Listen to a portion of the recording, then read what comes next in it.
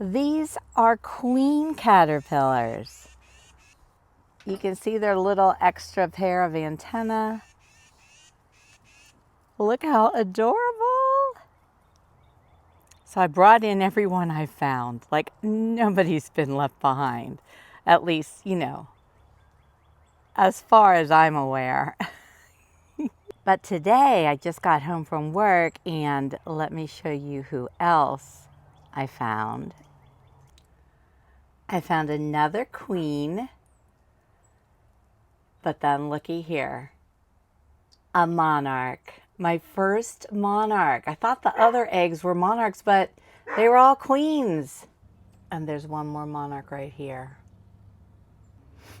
And they're all safe and snug on cuttings of giant milkweed that I washed, and not bleach washed, but just washed really well under tap water. And we're gonna watch them grow. And I know I made the rule last year I was only gonna bring like 3 or 4 or 5 in. Well, I really kind of only have, I think, 5 queens and 2 monarchs, because they are separate species, you know.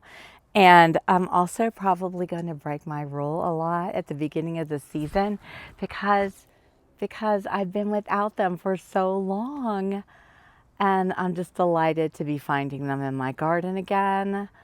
Y'all know, those of you who raise them, you know what that longing is. I don't know how you who live up north to do it. I mean, I've just gone, what, a month?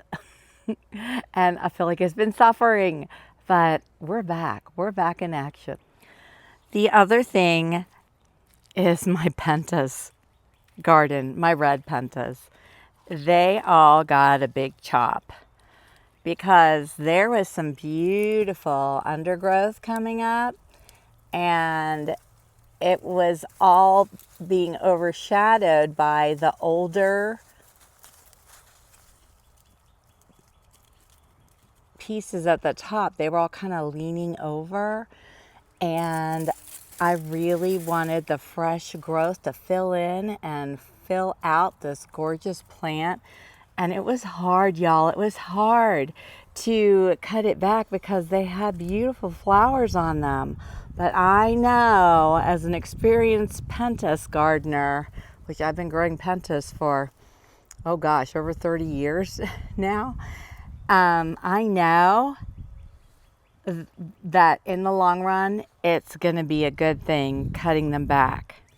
This one right here is a younger plant that I had cut back earlier in the season, and look how gorgeous it is all the way down. It's just filling out with fresh leaves, and that's exactly what will happen with those other plants.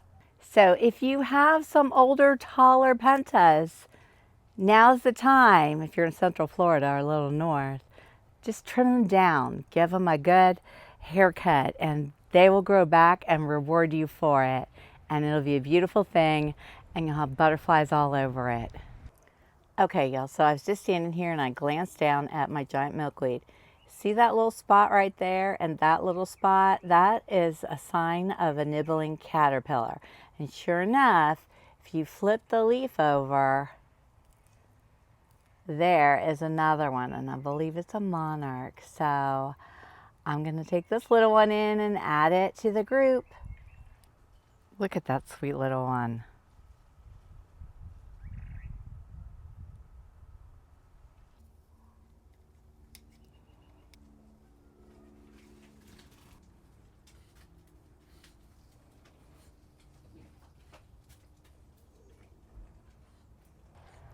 Okay, you guys, I've got to go in the house because look,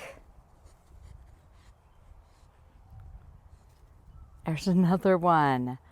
All right, just one more coming in, and then I'm going to stop looking. Y'all see this right here? Mexican sunflower seedling. Mexican sunflower seedling.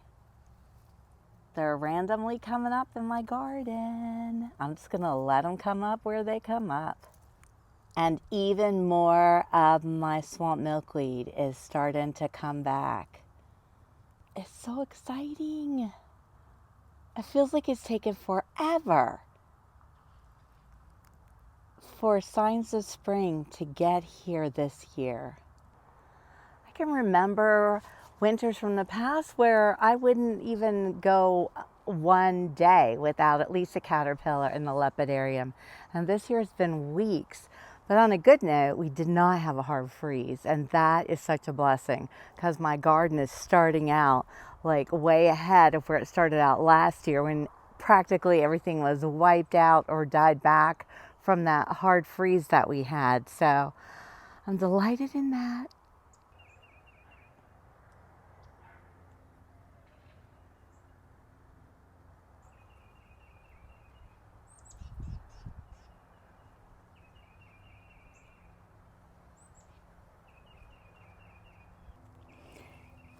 And look how fabulously my clustered bushmint is coming back. Remember how gorgeous this was? Covered in pollinators. Oh my, am I so glad it came back. And I also have some I grew from seed. So I'm going to add more. I'm just not sure where yet. And now let's go see a little bit of what's blooming in my garden. Tick seeds blooming. Coreopsis. And here's a beautiful starry rosinweed bloom. I love these.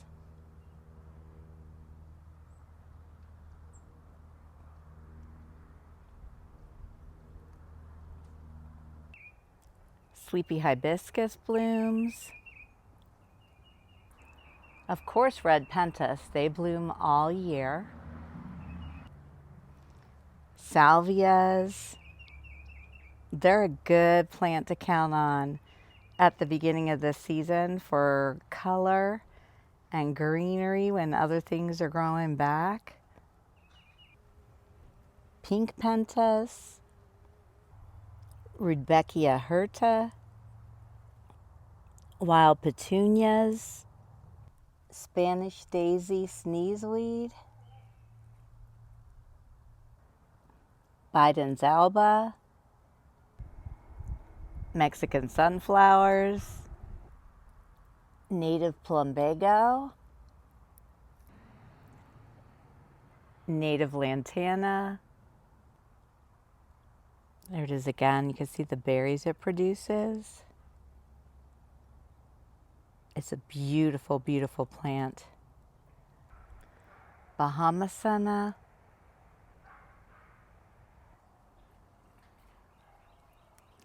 porterweed, and I'm sure there's more to come. And y'all, what better way to end this video than with my first find of a Gulf fritillary caterpillar. This baby's moving in.